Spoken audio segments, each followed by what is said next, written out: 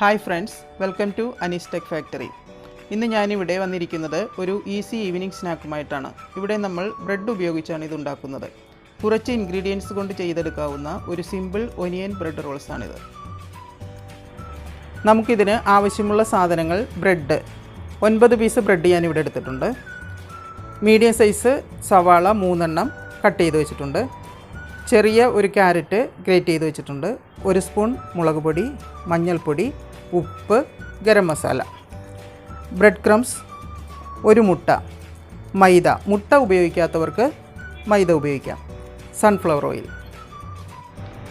നമ്മൾ ഗ്യാസ് ഓണാക്കി പാൻ വെച്ചിട്ടുണ്ട്. പാൻ ഇപ്പോൾ ചൂടായിട്ടുണ്ട്. ഇതിലേക്ക് നമുക്ക് ഓയിൽ ഒഴിച്ചു കൊടുക്കാം. 1 സ്പൂൺ ഓയിലാണ് ഞാൻ ഒഴിച്ചു കൊടുക്കുന്നത്.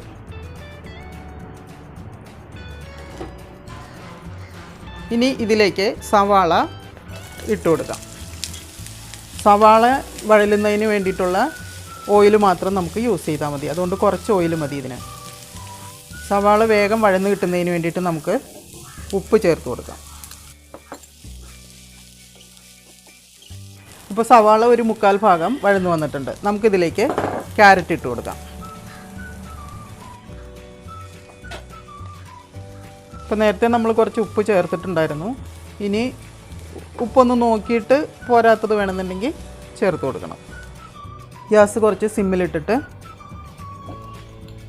മുളക് പൊടി ഒരു സ്പൂൺ, മഞ്ഞൾപ്പൊടി ഒരു 1/4 ടീസ്പൂൺ മതി, ഗരം മസാല ഒരു 1/2 ടീസ്പൂൺ. സവാള നന്നായിട്ട് വഴന്നു വന്നിട്ടുണ്ട്. ഇപ്പോൾ ഈ പാകത്തിന് നമുക്ക് ഇറക്കാം. ഇപ്പോൾ നമുക്ക് സ്റ്റവ് ഓഫ് ചെയ്തിട്ട് ഇത് ഒരു ബൗളിലേക്ക് മാറ്റാം. ഇപ്പോൾ ബ്രെഡിലേക്ക് വേണ്ട ഫില്ലിംഗ് നമ്മൾ റെഡിയാക്കി വെച്ചിട്ടുണ്ട്. ഇനി നമുക്ക് ഫില്ല് ചെയ്യാനുള്ള കാര്യം നോക്കാം. ആദ്യം നമ്മൾ മുട്ട പൊട്ടിച്ചെടുക്കണം. ഇത് നല്ലപോലെ ഒന്ന് അടിച്ചെടുക്കാം. അടുത്ത് ബ്രെഡ് എടുക്കുക. ബ്രെഡ് എടുത്ത് നമുക്ക്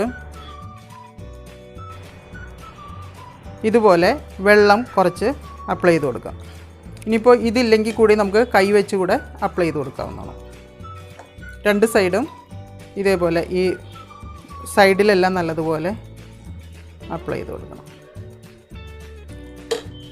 അതിനുശേഷം കൈ വെച്ച് നല്ല തിന്നാക്കി എടുക്കണം. സൈഡെല്ലാം ഇതേപോലെ തിന്നാക്കി എടുക്കണം. ഇതിൻ്റെ സൈഡ് കട്ട് ചെയ്ത് കളയണം എന്നുള്ളവർക്ക് കട്ട് ചെയ്ത് കളയാം, ഇല്ലെങ്കിൽ ഇങ്ങനെ തന്നെ വയ്ക്കാം. നമ്മൾ റോൾ ചെയ്ത് ഫ്രൈ ചെയ്യുമ്പോൾ അതൊക്കെ ഉള്ളിൽ പൊയ്ക്കോളും. ഇപ്പോൾ ഇത് നല്ലോണം ഇതായിട്ടുണ്ട്. ഇനി ഇതിലേക്ക് നമുക്ക് 1 സ്പൂൺ എടുത്ത് 1 സ്പൂൺ ഇതിലേക്ക് ഫില്ല് ചെയ്യാം. ഇതേപോലെ. അതിനുശേഷം പതുക്കെ റോൾ ചെയ്ത് കൊടുക്കാം. ഇങ്ങനെ പ്രസ് 2 കൈ കൊണ്ടും ഇതേപോലെ പ്രസ് ചെയ്ത് കഴിഞ്ഞാൽ ഇതേപോലെ വരും.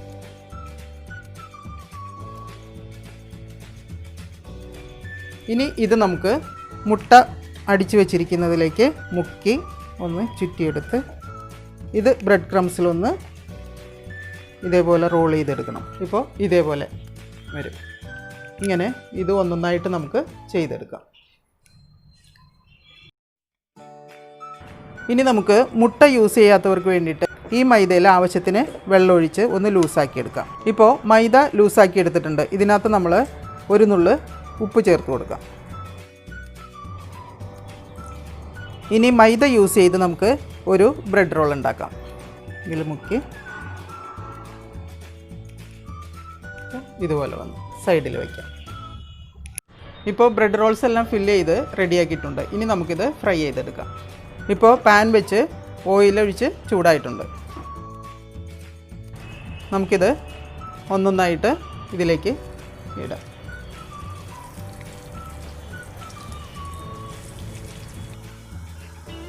ഇത് പതുക്കെ ഒന്ന് മറിച്ചിട്ട് കൊടുക്കാം. ഒരു ബ്രൗൺ കളറാകുന്നത് വരെ നമുക്കിത് ഒന്ന് ഫ്രൈ ചെയ്തെടുക്കാം.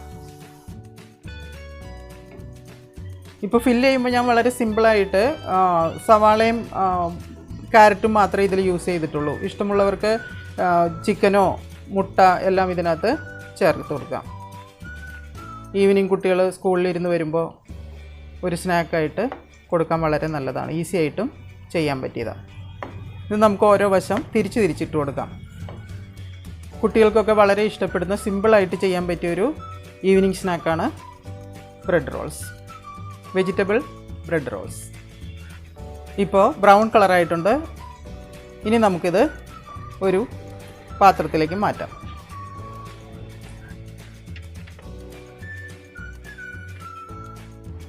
ഇനി ബാക്കിയുള്ളത് കൂടി ഫ്രൈ ചെയ്തെടുക്കാം. എല്ലാവരും ട്രൈ ചെയ്ത് നോക്കണം. വീഡിയോ ഇഷ്ടമായെങ്കിൽ സബ്സ്ക്രൈബും ഷെയറും ചെയ്യാൻ മറക്കരുത്. Okay, until then, see you in the next video.